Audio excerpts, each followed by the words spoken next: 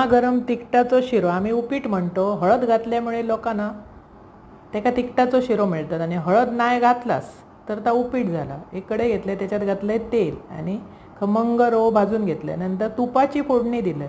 तुपात घातलं मोहरी, कढीपत्तो बारीक चिरून, मिरची बारीक चिरून, कांदो व्यवस्थित सगळा भाजल्यावर हळद घातलं, वरसून भाजलेलं रवो घातलं.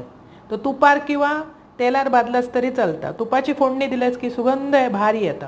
त्याच्यानंतर रवो परतून झाल्यावर किंचितशी साखर आणि चवीपुरता मीठ आणि उकळता पाणी घालून ना झाकून शिजवायचं. तो अप्रतिम चव येता. असं करून बघा, आवडतलो तुमका. लय भारी लागता. बरोबर एक गरमागरम चहा घ्यायचा, व्यवस्थित तो शिजाक दिला, झाकून दोनदा शिजवायचो. वरसून भरपूरसा खोबरा आणि कोथिंबीर घाला. एकदम मस्त. एक डिशभर खाल्लास की दुपारपर्यंत अजिबात भूक लागायची नाही आणि एकदम टेस्टी लागता. हो असं करा, खावा, आवडतलो तुमका. आणि आवडल्यास पटकन माझा चॅनल सबस्क्राईब करा.